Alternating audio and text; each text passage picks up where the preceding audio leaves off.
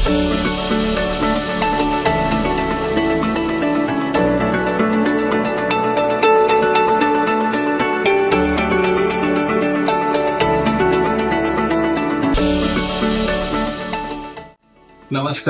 मैं doctor Ayush Chauhan, consultant orthopaedic एवं joint replacement surgeon. मैं खेमचंद हॉस्पिटल सागर में कार्यरत हूँ। मैंने अपना MBBS इंदौर से किया। उसके पश्चात मैंने अपना MS ऑर्थोपेडिक्स उज्जैन से किया, जिसके बाद मैंने फेलोशिप आर्थ्रोस्कोपी एवं आर्थ्रोप्लास्टी में बनारस से करी। उसके पश्चात मैं एम्स भोपाल में 2 साल तक सीनियर रेसिडेंट कार्यरत था, जिसके बाद अब मैं खेमचंद हॉस्पिटल सागर में अपनी सेवाएं प्रदान कर रहा हूँ। आज हम एक बहुत ही कॉमन टॉपिक के बारे में बात करेंगे, जो है ऑस्टियोआर्थराइटिस ऑफ नी जॉइंट। हमारे समाज में एक भ्रांति है कि गठिया बाय और ऑस्टियोआर्थराइटिस एक ही बीमारी है, जबकि इनमें काफी डिफरेंस होता है। गठिया बाय, जिसको रूमेटॉइड आर्थराइटिस भी बोलते हैं, वो किसी भी जोड़ को प्रभावित करता है, जबकि ऑस्टियोआर्थराइटिस मेनली घुटनों को प्रभावित करता है। ऑस्टियोआर्थराइटिस होता क्या है? सिंपल भाषा में अगर बोला जाए तो ये वेयर एंड टेयर है। जैसे हम किसी भी वस्तु को लेते हैं, जैसे हमने एक चप्पल ली या फिर हमने एक शर्ट खरीदी या कार के बेयरिंग्स हो गए, कुछ समय के बाद में उनमें घिसाव आने लगता है। उसी प्रकार हमारे जोड़ों में भी कुछ समय के बाद में घिसाव आने लगता है और उसकी जो सतह है, जिसको आर्टिकुलर कार्टिलेज बोलते हैं, वो घिस जाती है, जो कि पेन एवं स्वेलिंग को स्टार्ट कराती है पेशेंट में। अब अगर देखा जाए कि किन लोगों में ये ज्यादा पाया जाता है, तो सामान्यतः ये 35 से 40 वर्ष के ऊपर के लोगों में मिलता है और ज्यादातर ये महिलाओं में मिलता है। महिलाओं में मिलने का कारण ये है कि मेनोपॉज के बाद महिला के शरीर में कैल्शियम की मात्रा कम होती है, जो कि ऑस्टियोपोरोसिस कराता है, जिसके कारण ऑस्टियोआर्थराइटिस होने के चांसेस बढ़ जाते हैं।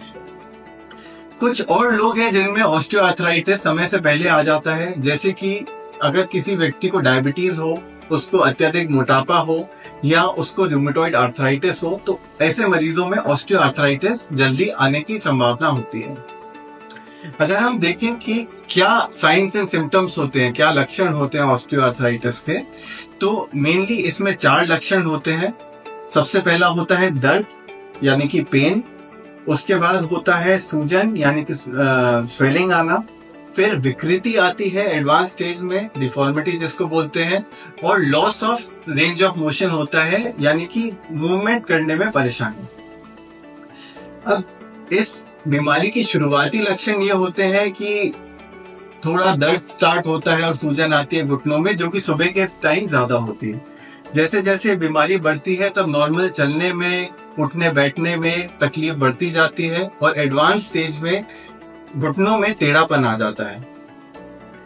स्टेजेस ऑफ ऑस्टियोआर्थराइटिस की अगर बात करें तो 4 स्टेजेस होती हैं इसकी, ग्रेड 1, ग्रेड 2, ग्रेड 3 एवं ग्रेड 4। ग्रेड 1 इनिशियल स्टेज होती है, जबकि हम एक्सरसाइजेस एवं दर्द होने पर मेडिसिन लेकर उसका इलाज कर सकते हैं। ग्रेड 2 एवं ग्रेड 3 स्टेज में हम ऐसी कार्टिलेज रिजुविनेटिंग मेडिसिन का इस्तेमाल कर सकते हैं और साथ ही कुछ इंजेक्शंस हम नी जॉइंट में डालते हैं, जिसके कारण जो नी जॉइंट के बीच की विस्कोसिटी होती है वो बढ़ जाती है। ये मान के चलिए ग्रीस के समान है, जो घिसते हुए परतों के बीच में आकर उसको थोड़ा और प्रोलॉन्ग कर देती है। ग्रेड 4 पे जब हम आते हैं, तब इतना डैमेज हो चुका होता है कि दवाइयां, एक्सरसाइज और इंजेक्शन से काम नहीं होता है और हमें जोड़ प्रत्यारोपण सर्जरी की जरूरत पड़ती है। और इस अस्पताल में, खेमचंद हॉस्पिटल सागर में, हम जोड़ प्रत्यारोपण सर्जरी बहुत ही किफायती दाम पर करते हैं और हमारे पास अत्याधुनिक मशीनरी और इक्विपमेंट्स है। तो आपको जोड़ से संबंधित कोई भी परेशानी अगर है, तो आप बेझिझक यहाँ पर आएं और हमारी सेवाओं का लाभ उठाएं। धन्यवाद।